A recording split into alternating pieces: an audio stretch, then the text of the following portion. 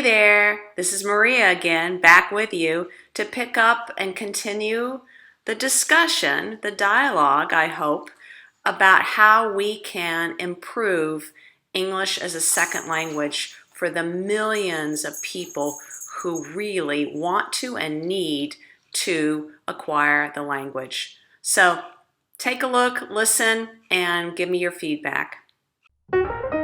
English Without Fear, where you can learn to speak English naturally through listening to stories. We teach English because we care about our students and we want them to have success with English. We want them to enjoy their progress, their growing ability to understand, and their slow but increasing ability to speak, to communicate. Well, I have good news for them, your English language learners, and for you, their coach, their teacher, their second language parent, so to speak. And here it is. If they, your students, or anybody, learned to speak their first language, their mother tongue, if they picked it up, and you see the evidence because you've heard them speak another language, if they've done that, then they have the ability, the natural talent to pick up any other language. It's true. The trick is, the key is, they have to use the same process that they use to pick up, to acquire, to learn their first language naturally. And who helped them with their first language? Mom and dad, brother and sister, babysitter, caretaker, grandma, you name it. It's a matter of lots and lots of hours of input that a learner can understand through gestures and body contact and movement and sound, all sorts of ways. But if they can speak another language, their first language, they can pick up English or any other language. It's not rocket science. What I'm suggesting, what my case is that I'm presenting to you, is that your students need to pick up English. They need to acquire the language. They need to understand. They need to listen and understand what you're saying, what you're showing them through hours and hours of what we call comprehensible input. Input is what they receive, and comprehensible means you do everything in your power as their teacher, as their coach, to make what you are saying or what they are reading, but let's just keep our conversation right now confined to oral. Your job is to make everything you say to them comprehensible. If they are plopped down in another culture where another language is spoken, we're not talking about that kind of immersion. That won't help them if they're by themselves. Every language learner needs a language parent, a language coach to make the sounds comprehensible, meaningful before the the comprehensible input goes into their brain and wires their brain. So I'm making the case that your students need to learn to understand and then eventually to speak before you even talk about rules or grammar, before you correct their pronunciation or practice their pronunciation. You're putting the cart before the horse if you're doing that. Just think, babies don't get taught rules. They just pick up the language naturally. The problem is we have to do the same thing like babies do. And we're adults, we're teenagers, and sometimes our pride gets the best of us. I'm going to explain to you what this kind of comprehensible input looks like and what you have to do. It's not hard. If you're spending many hours planning and organizing activities for your students to do patterned responses or practice with rules or things like that, God bless you. You care about your students, but that's not the most effective use of your time. Your students need 600 to 1,000 hours of input between you and them, between a real person, in order for the language, the comprehended language, to go in, wire their brains. You got to fill up first before it comes out. So I want to make the case for that. There is a time and place for grammar and for rules, but your children at home, or when you were a little kid, you didn't start that until you went to school and you were 5 or 6 years old at the youngest, before you started learning about how to write correctly, how to spell, I before E except after C, and I played well and not I played good. So that's what I'm talking about. So I'm going to explain to you what CI, comprehensible input, can be. It can be numerous things, and it's not hard to plan or implement. You don't have to have a teaching credential. You don't have to have workshops or who knows what. You know how to do this because your mom and dad did it for you, and you've done this naturally for other people, other immigrants you've met and just had a conversation with on the street. So relax and let me explain what CI looks like for you, the teacher. I told you that it's your job as the teacher to make the input comprehensible. You can use any material. You can start with a picture from a magazine and talk about what's going on in the picture.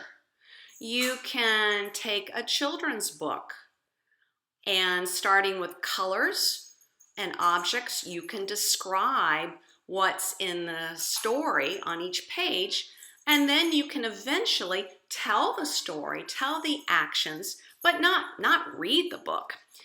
And when you do something like this, no matter what it is, your job is to use your face, gestures, your tone of voice, your hands, draw, sketch out stick figures, point to things, use your fingers to communicate. Your job is to make what you're saying comprehensible. For remember, only when your learner understands what you're saying in English, the target language, will that input start to lay itself down in your learner's brain. So I mentioned magazine pictures, I mentioned storybooks. You can bring in a painting, a physical object. You can talk about your student's life through, again, sketching stick figures on the paper and asking questions. Oh, well, what about asking questions? Here's the thing.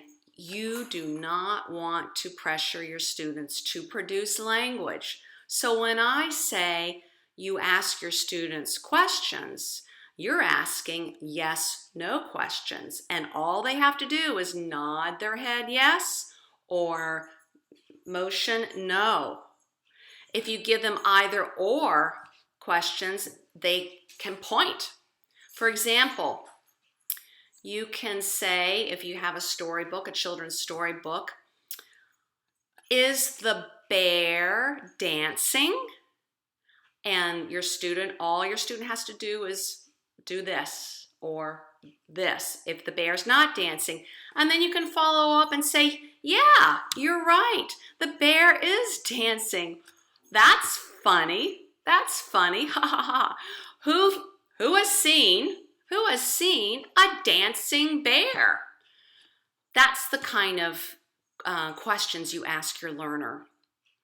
The either or question might be, again, in a magazine, is the man on the boat, the sailboat, is he wearing a hat or is he wearing a jacket? And there might be 2 people on the boat, and all your student has to do is point to the correct one. That way, you know if your student, if your learner understood your input. You just want feedback for you, the teacher, so you can clarify. That's what we mean by comprehensible input. You just make it as rich as you can according to the comprehensibility level of your student. And if you're meeting with your student or your group of students regularly, you know what they understand because you're the one that's been providing input. It's not that hard. Does that make sense? Well, what about those students? They might be teenagers, they might be adults who say, I learn best through rules and grammar. I like that kind of teaching. In fact, I think I'm learning a lot that way. Let me give you a little tip. That's how teenagers and adults, that's how we adults learn other things. Yes, using the left brain, analyzing, we use those skills, practice, technique, correction. We use that and everything else from learning how to play the trumpet to ballet to taking good pictures to learning how to do math equations and scientific experiments. Yes, that works for all those other areas. But for something that is natural, that human beings come wired, their brains are wired to pick up languages, that's not how it works with a language. And you might have to explain that to your students. You will probably get a little bit of resistance. And if they want some kind of homework like that they can do at home, give it to them. But don't waste your class time with them. What you, the professional volunteer or the professional teacher, you know more about how to help somebody pick up a language. You're a professional, whether you get money or not. You give them input that is tailor-made to their level, that is personalized to what they are interested in, just like you would your little kid. And you do that hour after hour after hour. Before I close, one final possible objection you might be thinking about, or your students. Well, what about grammar? When do I do something with grammar? Ever? Here is something that you can do. You can help them so that their brain absorbs grammar naturally, long before you tackle rules. And that is reading. If you can find simple texts in English, or if you can type up some teeny little short stories, 100 words based on what you did in class with them today, and give that to them in correct English, and just say, see if you can read this. See if you can sketch out what each sentence says. Their brain will begin to piece together the grammar automatically. Our brains are really smart. So let me just leave you with that. We'll talk more about how the brain works and picking up a language, but I just want to give you more food for thought.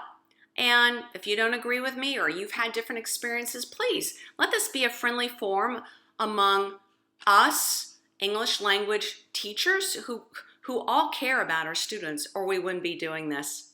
So leave me a comment on the video.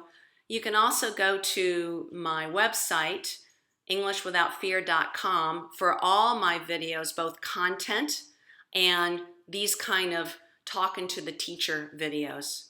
Well, this is Maria from English Without Fear. Talk to you next time. Thanks for watching. For questions or comments, here is my email